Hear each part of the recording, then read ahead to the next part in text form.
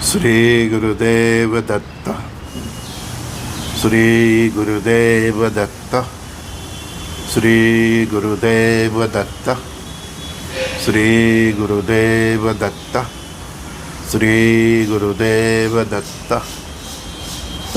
माला हो या जप, जितना भाव है उतना कीजिए। वो बोलते हैं ना गुजराती में कि माली मछली के मुसलमान नहीं बना देता, है ना। जबरदस्ती भक्ति भाव में है ही नहीं। भगवान को पाना है तो सरलता से पानिए, सीधे रीत से पानिए। भगवान के साथ कोई मतलब आटी गुटली खेल चलता नहीं है, समझे आप। हाँ, कभी प्रलय काल आ गया तो मैं बहुत माला करूँगा। जितना आपके हृदय में भाव है उतना भजन कीजिए, उतना ही कीर्तन कीजिए, उतनी ही माला कीजिए, उतने ही जप कीजिए। जबरदस्ती कोई नहीं है। भगवान ऊपर है लेकिन आपके भीतर भी है, तो उसको सब मालूम। भाव से भजो, अपने भाव को बढ़ाओ। भाव बढ़ता नहीं, जब करते रहोगे तो कोई मतलब नहीं। हाँ, आपके गुरु महाराज ने बोला है कि 12 माला करना है, 18 माला करना है। वो मंत्र के हिसाब से वो माला की संख्या दी जाती है, वो करनी पड़ती है, वो कंपलसरी है। लेकिन उसमें भी कोशिश करो कि आपका भाव हो। तो प्रातःकाल में इस तरह उठिए ब्रह्म मुहूर्त में, और वो फिर जितनी गुरु महाराज ने बोली है उतनी माला करने की कोशिश कीजिए। उससे ज़्यादा करना है तो आपके हृदय में भाव होना चाहिए। ऐसा नहीं कि प्रलय क्या आ गया, आपके भीतर से अंदर, आपके भीतर से प्रेरणा होनी चाहिए, अंदर से आवाज़ होनी चाहिए, चल संजय माला करते, तो वो बात बनती है।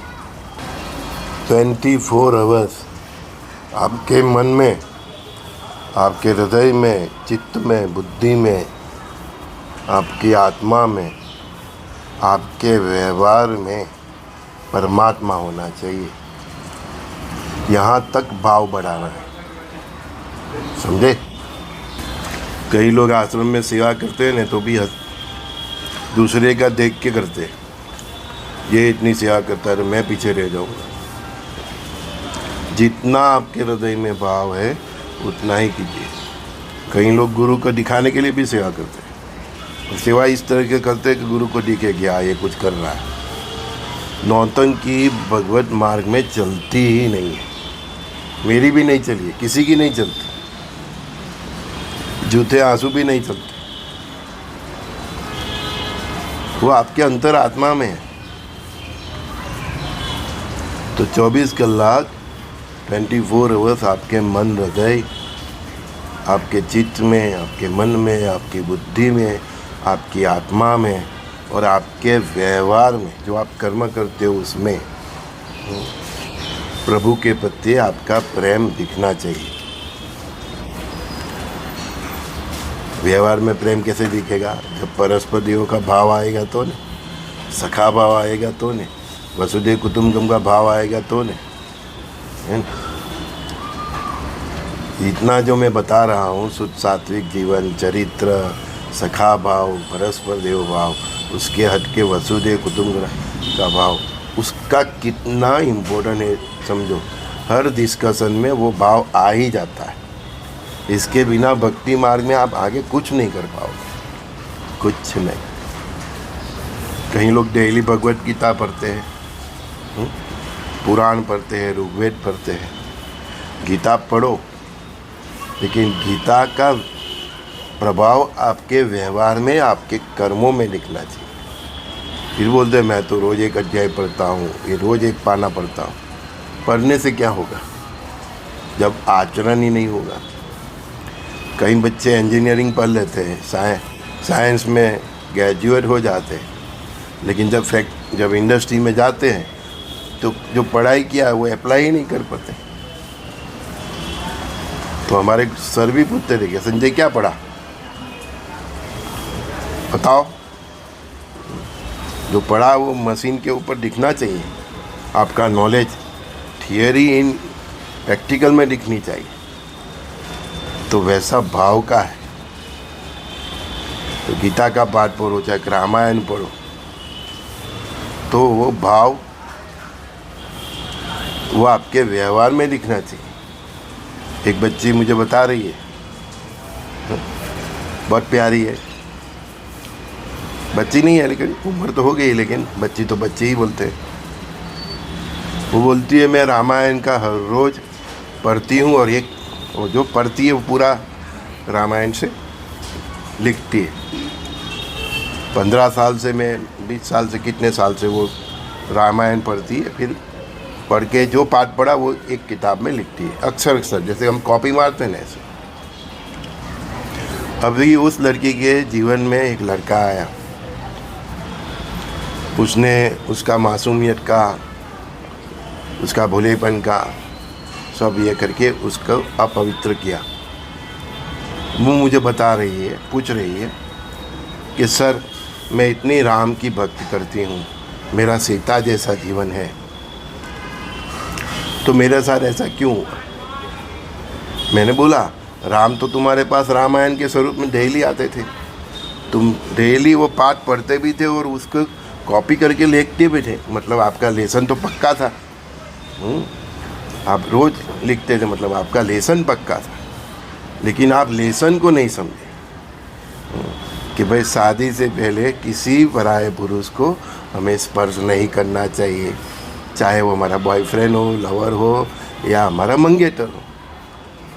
तो वो तुम रोज़ पढ़ते थे, रोज़ लिखते थे, फिर भी तुम ये सबक नहीं सीख पाए, तो ये 15 साल का लिखने का क्या मतलब? इसीलिए बोलता हूँ, जो भी पढ़ो, जो भी पढ़ो वो समझो, और फिर वो समझन आपके व्यवहार में आई तो समझो कि आपने पाठ अच्छी तरह से किया है, नहीं तो सब बेकार है। सत्संग में लोग जाते हैं, हम बड़े बड़े मुरारी बापू, ओजा, बहुत है, बहुत बड़ी बड़ी बात, अच्छी बात हम टीवी पर, यूट्यूब पे कितना है, सुनते हैं, हमको अच्छा भी लगता है, वो अच्छा हमारी आत्मा को लगता है। लेकिन जब हम कर्म करने निकलते हैं, दूसरे दिन ऑफिस जाते हैं वहीं, तो हमारा मन चित्त बुद्धि, उसके ऊपर हमारी आत्मा का प्रभाव नहीं है, तो हम वही कर्म करेंगे लाभ और नुकसान देख के, ज्वेलसी में बोलते हैं ना, बी प्रैक्टिकल। तो सत्संग सुनने जाओ तो भी कोई मतलब नहीं, और वो मूर्खता कि मैं 1 हफ्ता सत्संग सुना, मैंने तो बहुत पुण्य का काम किया, कुछ नहीं। सत्संग, मैंने बोला है आगे भी, कि सत्य आपके जीवन में छलक जाए तो वो सत्संग है। तो कहने का मतलब यही था, हो सत्संग सुनने जाओ, रामायण पढ़ो, महाभारत पढ़ो, गीता पढ़ो, हमारे 4 वेद पढ़ो, उपनिषद पढ़ो, आजकल तो सभी लैंग्वेज में अवेलेबल है। लेकिन पढ़ने के बाद अगर वो तुम्हारे व्यवहार में नहीं आता तो कोई मतलब नहीं। इसीलिए गुरु महाराज कितने ग्रेट थे, अनुभव से ज्ञान पिलाए गए, तो फिर वो अनुभव से ज्ञान पिलाते थे, तो वो ज्ञान सदा स्थिर रहता है। मैंने कोई शास्त्र नहीं पढ़ा है, बचपन में पढ़ा। मेरी 12 साल की उम्र थी तो मैं गांव जाता था वैकेशन में। हम लोग शहर में रहते थे, हमारे ग्रैंडफादर गांव में रहते थे, उधर उनकी बड़ी बड़ी दुकान, ये सब हवेली जैसा मकान। तो मेरे ग्रैंडफादर का मैं बहुत लाडला था, मैं नहीं जाता तो मेरे को उठा के लेके जाते थे। मेरे सूरत शहर से वो गांव कम से कम 40 किलोमीटर दूर है, फिर भी इतना प्यारा था उनका लाडला। तो मैं आज स्कूल ख़त्म हुआ तो दूसरे दिन सुबह गांव चला जाता था, उनके साथ दुकान पे बैठता था सुबह से दोपहर तक। फिर दोपहर को खाना खाने के बाद, जवानी में तो नींद नहीं आती ना, तो मैं क्या करता था, क्या करूं, सब बच्चे खेलते थे, लेकिन मैं सुबह उनके साथ दुकान पे जाता था। बिजनेस पहले से मेरे को अच्छा लगता था, बहुत ईमानदारी से बिजनेस करते थे वो। गरीब मजदूर लोग को कभी उन्हें 500 ग्राम तेल मांगा तो 510 ग्राम देंगे, पर कम नहीं देंगे, इतने ईमानदार, और कोई मिक्सिंग नहीं करी। तो उनका भी बहुत प्रभाव था मेरे जीवन में। मेरे पिता तो समझो कि दूसरे नरसिंह मेहता ही थे।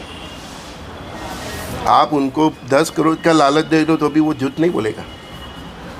जो धर्म में है वही करेंगे, मेरे स्वार्थ के लिए भी नहीं बोलेंगे, इतना मतलब वो थे। तो परमात्मा जब आपको आगे संजय दृष्टि बनाना है तो किस तरह से दिशा देते हैं समझो। परमात्मा की कृपा से ग्रैंडफादर के बाजू के मकान में ही, वो 4 गाले का मकान था, वो खाली था। तो गांव वो सब तो NRI चले जाते हैं ना, तो वो खाली मकान किसी पुस्तक वाले को उन्होंने किराए पे दिया था। हरिहर पुस्तकालय नहीं मेरा सब है ना। हाँ, तो मैं दोपहर को नीचे जाता था, किताबों में बहुत इंटरेस्ट था उस टाइम, अभी तो कुछ नहीं। मैं उधर का जो रखवाला था उसको बोलता था मेरे को एक किताब मिलेगी पढ़ाई के लिए, कि हाँ बेटे ले जा। परमात्मा की कृपा।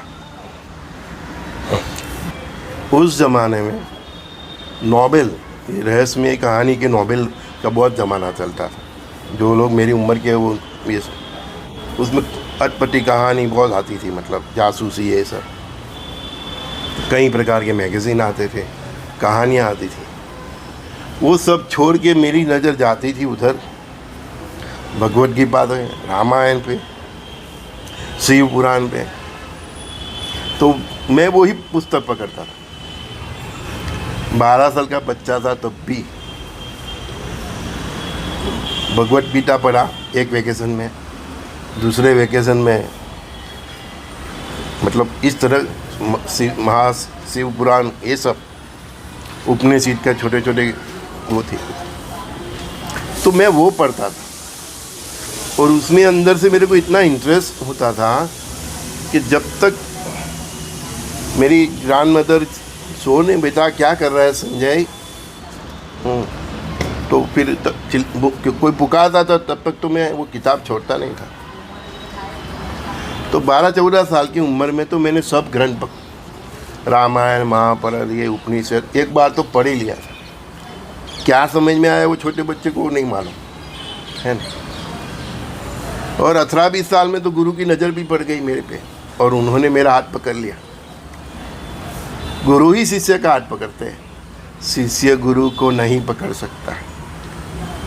तो नियति का निर्माण, इसको संजय दृष्टि बनाना है, आगे जाके इंसान को इंसान बनाने के काम में इसको यूज़ करना है, लोगों के सामने आके अपनी बात बताना है परमात्मा की बात। तो 12 साल के उन लड़के को अंदर से यही इच्छा होती थी, रामायण महाभारत उपनिषद, बस ऐसी ही किताब।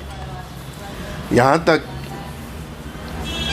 कि मेरी ग्रैंडफादर जाती थी, ग्रैंड मदर, वो ये रामायण महाभारत उसका वो था ना, तो उनको भी मैं बस में लेके जाता था। सुबह 8 बजे की बस में, 9 बजे कामरेज जाने का। वो पंडाला में 9 बजे से शाम को 6 बजे तक बैठता था नानी के साथ। दूसरे बच्चे धमाल मस्ती करते होंगे, खेलते होंगे बाहर जाके, मैं पूरा एक ही इतना ध्यान से मैं सुनता था कि हर रोज़ रात को मैं ग्रैंडफादर के बाजू में सो जाता था। शाम को 7 बजे बस पकड़ के फिर 8 बजे घर पे आते थे, खाना खा के ग्रैंडफादर के बाजू में मैं सो जाता था। तो मेरे ग्रैंडफादर साकरलाल उनका नाम है, साकरलाल। तो मेरे ग्रैंडफादर मुझे पूछते थे कि संजय आज क्या सुना। तो मैं जो सुबह से सुना था शाम तक पूरा सुनाता था, और वो सुनते सुनते ही वो मतलब सो जाते थे। तो वो इतना इंटरेस्ट इतना 10 साल का 12 साल का 8 साल के बच्चे में कहाँ से आया। वो पूर्व जन्म से आपकी जो प्रकृति होते हैं, आपका जो संस्कार होता है, आपकी जो आत्मा होती है, वो दूसरे जन्म में भी कंटिन्यूस रहती है। हमने संवाद चालू किया ही भाव से, तो भाव भीतर से आना चाहिए, है ना। ये भविष्य माली काल बोले कि रोज श्रीमद् भागवत पढ़ो। अरे भाव ही नहीं आएगा तो क्या पड़ेगा? हैं? आने वाले तांडव से बचने के लिए भगवत पढ़ोगे तो कुछ नहीं।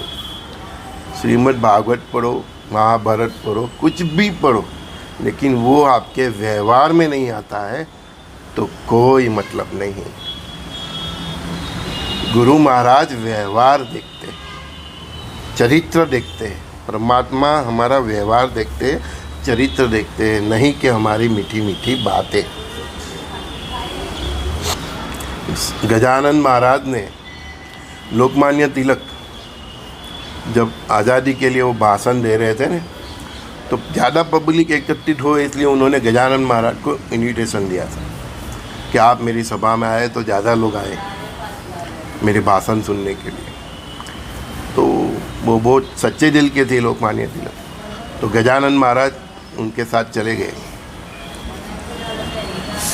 तो ऐसा कुछ उन्होंने बोल दिया, तभी गजानन महाराज बोले कि ये बोलने से ही आपको जेल होगी। और बाद में उनको सरकार के विरुद्ध बोलने के लिए जेल हुई थी। और उसी दरमियान गजानन महाराज ने ये भी बोला था, थोड़ा आवाज़ ख़राब है मेरा, थोड़ा स्पीकर में इन्फेक्शन है। तो उसी दरमियान गजानन महाराज ने बोला था कि हमारा देश का पतन इसीलिए हुआ है कि जो आचरण में नहीं है वो ही बोलते हैं नेता लोग। और आज देखो, आज़ादी के बाद जितनी भी सरकार आए, कितने नेता आए, कांग्रेस के हो, बीजेपी, ये चक्कर में हमें नहीं पड़ना। लेकिन उस टाइम जब गजानन महाराज थे आज़ादी के कहते हैं, उसी टाइम उन्होंने बोल दिया कि इस देश का पतन इसीलिए हुआ है कि जो आचरण में नहीं है वो बोलते हैं। तो हमें नेता भी ऐसा चाहिए कि जो जिसका जो आचरण हो वो ही बोले। गुरु महाराज विश्वनाथ अवधूत महाराज ने क्या बोला? अनुभव से ज्ञान पिलाए।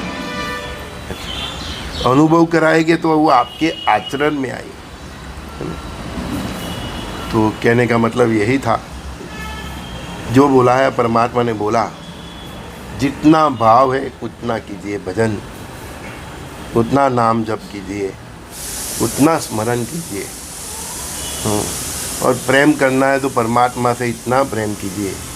और भाव हो तो इतना भाव होना चाहिए कि 24 घंटे 24 आवर्स आपके मन में, आपकी चित्त में, आपकी बुद्धि में, आपकी आत्मा में, आपके व्यवहार में केवल परमात्मा होना चाहिए। अगर इतना हो गया तो फिर आप देख लेना आपके परिवार के प्रति आपका व्यवहार, फिर चाहे वो आपकी पत्नी के लिए हो, आपके पति के लिए हो, आपके बच्चों के लिए हो, आपकी बहू के लिए हो, आपके समाज के लिए हो, आपके यहाँ आने वाले कस्टमर के लिए हो, आपकी दुकान और व्यापार। इसी तरह राम राज्य की जो स्थापना होनी है, सुवर्ण युग की जो स्थापना करनी है, युग परिवर्तन करना है, इसका यही उद्देश्य है। 32 तक देख लो परमात्मा क्या क्या करते हैं, कैसे कैसे करते हैं। आपको इस तरह का बनना है, दिल से एकदम साफ। पहली निशानी है किसी के लिए बुरा करना मन में आ गया ही नहीं। संजय दस्ती का सभी दोस्तों को प्रणाम।